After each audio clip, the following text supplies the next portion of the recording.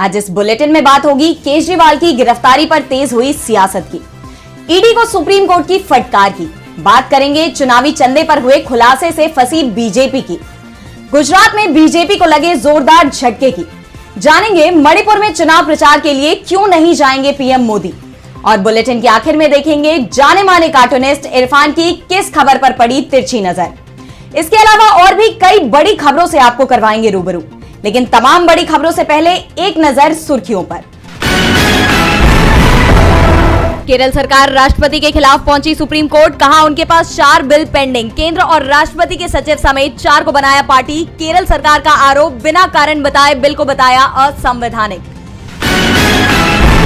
नायब सिंह सैनी के मंत्रिमंडल विस्तार को चुनौती, कांग्रेस एमएलए ने दिया कोड ऑफ कंडक्ट से जुड़ी नोटिफिकेशन का हवाला।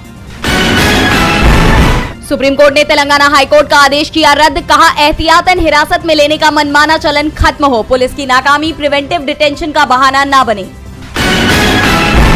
बंगाल के लिए सीपीआईएम ने जारी की दूसरी सूची, 4 प्रत्याशियों के नाम किए घोषित, मोहम्मद सलीम मुर्शिदाबाद से लड़ेंगे चुनाव। ये तो थी सुर्खियां, अब बात आज की सबसे बड़ी खबर की।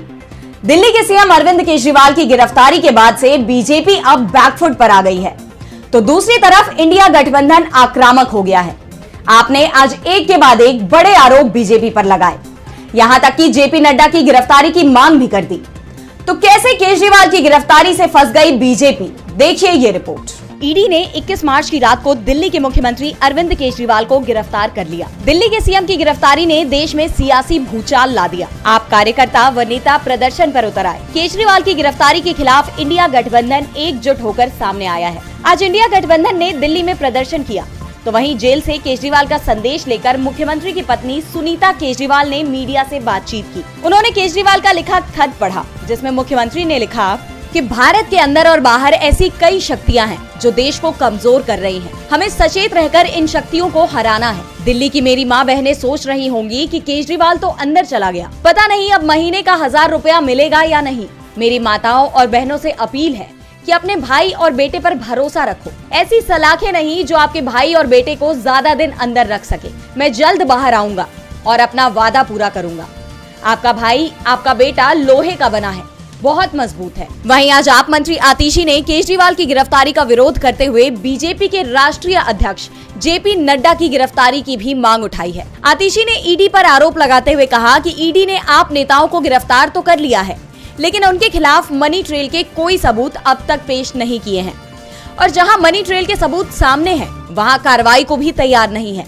आतिशी ने कहा कि जिस शरत चंद्र रेड्डी के बयान पर दिल्ली के मुख्यमंत्री को गिरफ्तार किया गया है, उनकी कंपनी को लेकर इलेक्टोरल बॉन्ड मामले में खुलासा हुआ है। इस कंपनी ने बीजेपी के खातों में पैसा दिया है। आप मंत्री ने कहा कि मैं पीएम मोदी और उनके दाहिने हाथ प्रवर्तन निदेशालय ईडी को चैलेंज करती हूँ कि ईडी बीजेपी को इस केस में आरोपी बनाए और बीजेपी के अध्यक्ष जेपी नड्डा को गिरफ्तार करे।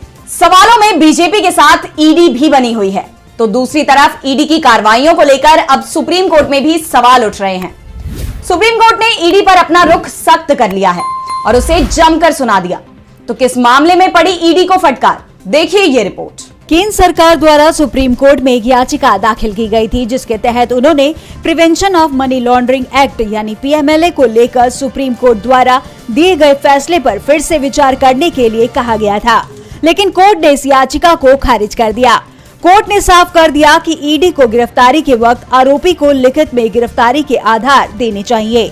आगे सुप्रीम कोर्ट ने कहा कि हमने समीक्षा याचिकाओं और संबंधित कागजातों का ध्यानपूर्वक अध्ययन किया है, जिसमें हमें विवादित आदेश में ऐसी कोई त्रुटि नहीं मिली है जो कम स्पष्ट हो या जिस पर फिर से विचार करने की जरूरत हो, इसलिए समीक्षा याचिका खारिज कर दी जाती है। लंबित आवेदन अगर कोई हो तो उसका निपटारा किया जा सकता है। दरअसल केंद्र सरकार ने सुप्रीम कोर्ट के 3 अक्टूबर के उस आदेश की समीक्षा और पुनर्विचार करने की मांग की थी, जिसमें उसने पंजाब और हरियाणा हाई कोर्ट के आदेशों के साथ साथ गिरफ्तारी मेमो को भी रद्द कर दिया था। साथ ही मनी लॉन्ड्रिंग मामले में गुरुग्राम स्थित रियल्टी समूह M3M निदेशकों बसंत बंसल और पंकज बंसल को रिहा करने का निर्देश दिया था।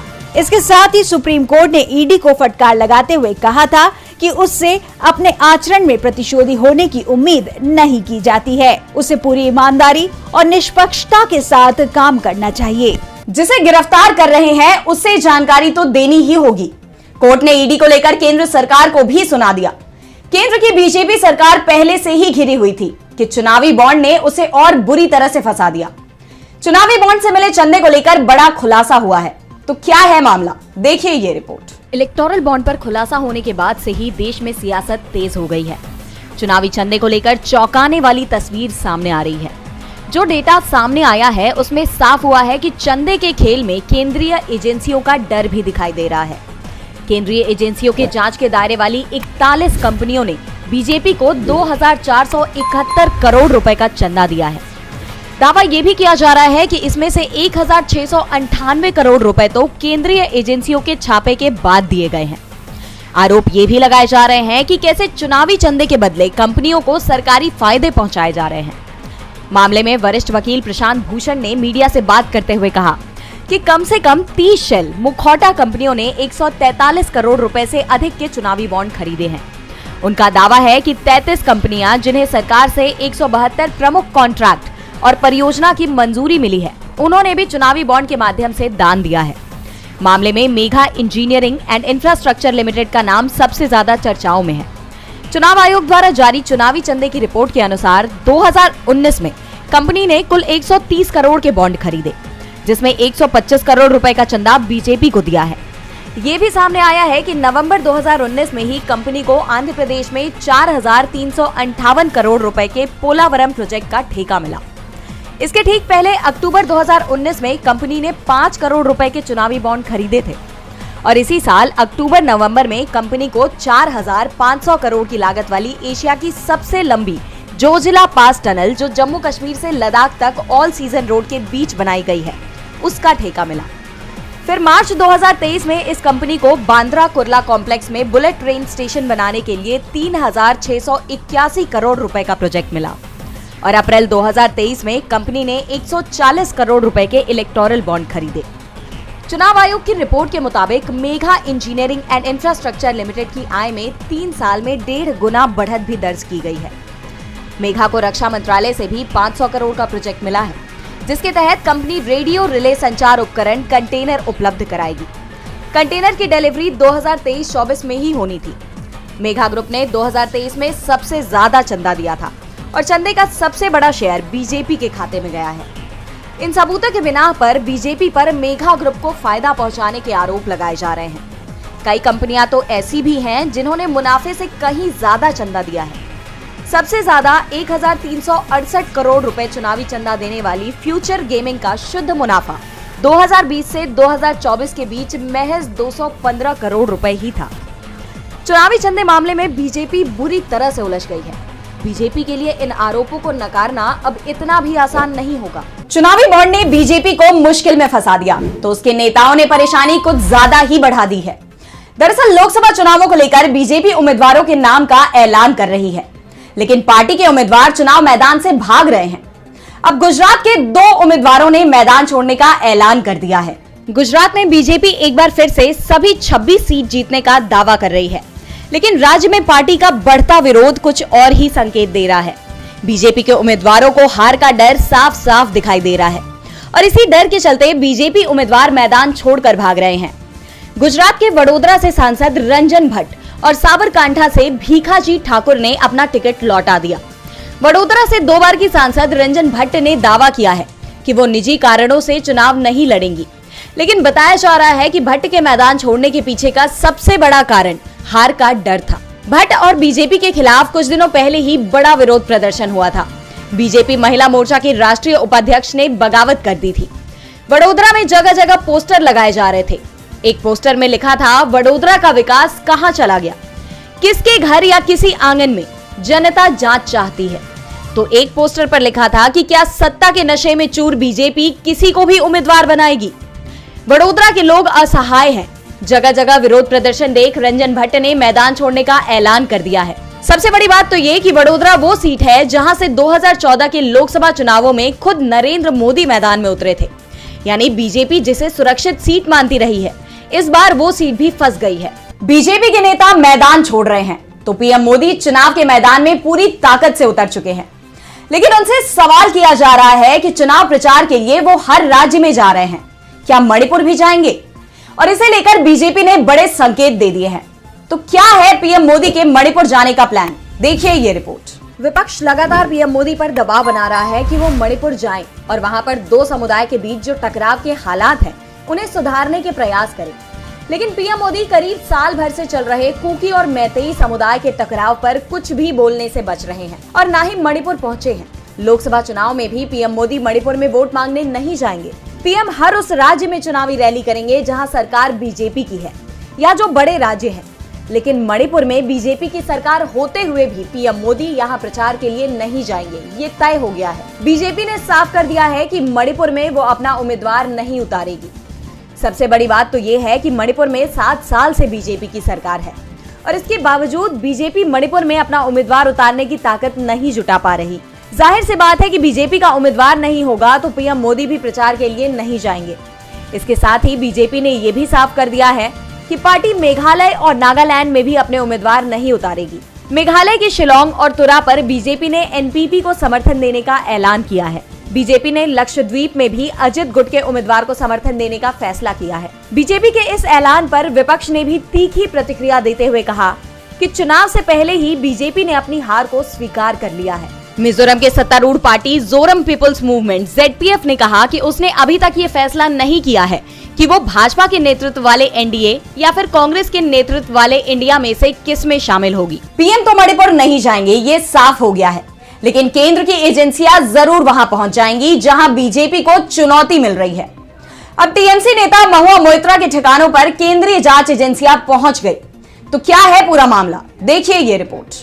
तृणमूल कांग्रेस नेता महुआ मोइत्रा एक बार फिर मुश्किलों में घिरती हुई नजर आ रही हैं। कैश फॉर क्यूरी मामले में महुआ मोइत्रा अक्सर ही सुर्खियों में रहती हैं। मामले को लेकर टीएमसी नेता पर आए दिन कोई ना कोई कार्रवाई सामने आ ही जाती है। इसी कड़ी में महुआ मोइत्रा के आवासों पर सीबीआई छापेमारी की कार्रवाई कर रही है। सीबीआई की कोलकाता तथा अन्य स्थानों पर भी कैश फॉर क्यूरी मामले में छापेमारी चल रही है। लोकपाल ने 19 मार्च को कैश फॉर क्यूरी केस को लेकर सीबीआई को जाँच करने के आदेश दिए थे और 6 महीने में केस की रिपोर्ट फाइल करने के निर्देश दिए थे। उन्होंने हर महीने स्टेटस रिपोर्ट भी देने की बात कही थी। दरअसल महुआ मोइत्रा ने संसद में बीजेपी अडानी कनेक्शन पर सवाल उठाए थे, जिसके बाद बीजेपी सांसद निशिकांत दुबे ने टीएमसी नेता महुआ मोइत्रा पर पैसे लेकर संसद में सवाल पूछने के आरोप लगाए थे। उन्होंने टीएमसी सांसद पर व्यवसायी दर्शन हीरानंदानी से रिश्वत लेने का आरोप लगाया था। मामले में महुआ के खिलाफ अपना बयान देते हुए दर्शन हीरानंदानी ने भी दावा किया कि महुआ के संसदीय लॉगिन और पासवर्ड उनके पास भी है और वे खुद ही महुआ मोइत्रा की तरफ से संसद में सवाल डाल देते थे। आपको बता दें कि लोकसभा स्पीकर ओम बिरला के पास शिकायत पहुंचने पर मामले में जांच के लिए एथिक्स कमेटी का गठन हुआ और बहुत वाद विवाद के बाद महुआ को दोषी बताया गया, जबकि विपक्ष ने सदन से वॉकआउट कर दिया था। लेकिन वोटिंग में महुआ को लोकसभा से निष्कासित करने का प्रस्ताव पास हो गया और टीएमसी नेता की सांसदी चली गई। अब एक बार फिर मामले में कार्रवाई तेज हो गई है और लोकसभा चुनाव के दौरान हो रही इस छापेमारी को लेकर सवाल उठ रहे हैं। आरोप लगाए जा रहे हैं कि टीएमसी नेता को चुनाव की तैयारियों से दूर रखने के लिए ऐसे वक्त पर सीबीआई का डंडा चलाया जा रहा है। केंद्रीय जांच एजेंसियां चुनावों के दौरान कुछ ज्यादा ही सक्रिय हो गई हैं। राजनीतिक दलों ने इसे लेकर चुनाव आयोग से शिकायत भी की। चुनाव आयोग से अभी तक कोई राहत की खबर तो नहीं आई। हाँ, नामांकन प्रक्रिया में उसने जरूर राहत दी है। देखिए ये रिपोर्ट। 19 अप्रैल को 102 लोकसभा सीटों पर पहले चरण में वोटिंग होगी। इसके लिए नामांकन की प्रक्रिया चल रही है। 27 मार्च तक नामांकन किया जा सकेगा और जैसे जैसे पहले दौर की नामांकन की अंतिम तारीख करीब आ रही है, जिला निर्वाचन कार्यालय में उम्मीदवारों की भीड़ भी बढ़ती जा रही है। इसीलिए इस बार चुनाव आयोग ने उम्मीदवार को ऑनलाइन भी नामांकन दाखिल करने की सुविधा दी है। इसके लिए चुनाव आयोग ने अपनी वेबसाइट पर लिंक भी जारी कर दिया है। आयोग की वेबसाइट पर दिए लिंक पर क्लिक कर नामांकन पत्र भरकर उसका प्रिंट निकाल सकते हैं और रिटर्निंग ऑफिसर द्वारा जारी सूचना में जगह तय की गई है, वहां नामांकन दाखिल करना होगा।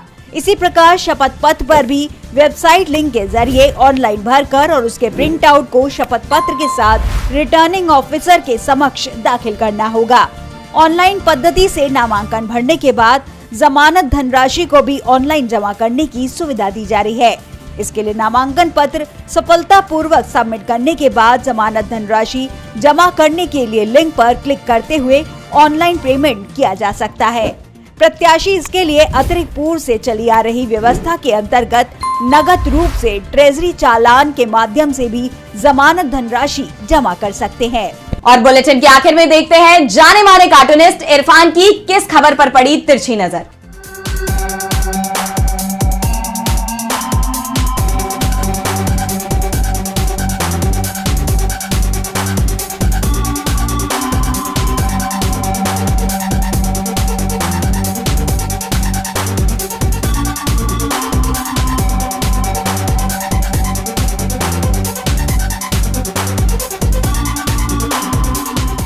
दिल्ली के मुख्यमंत्री अरविंद केजरीवाल ने जेल से चिट्ठी लिखी है और कहा है कि सबको मिलकर देश को विश्व का नंबर 1 देश बनाना चाहिए। तो केजरीवाल जी, यही तो आपको करना था कि जो पार्टी इलेक्टोरल बॉन्ड भर करके देश को विकसित भारत बनाने की यात्रा पर निकली है, अगर आप भी उसके साथ में हो जाते तो फिर आपको ये दिन नहीं देखना पड़ती।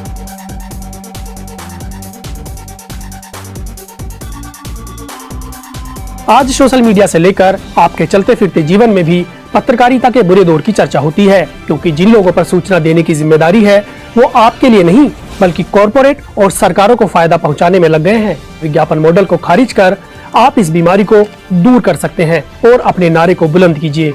मेरे खर्च पर आजाद है खबरें।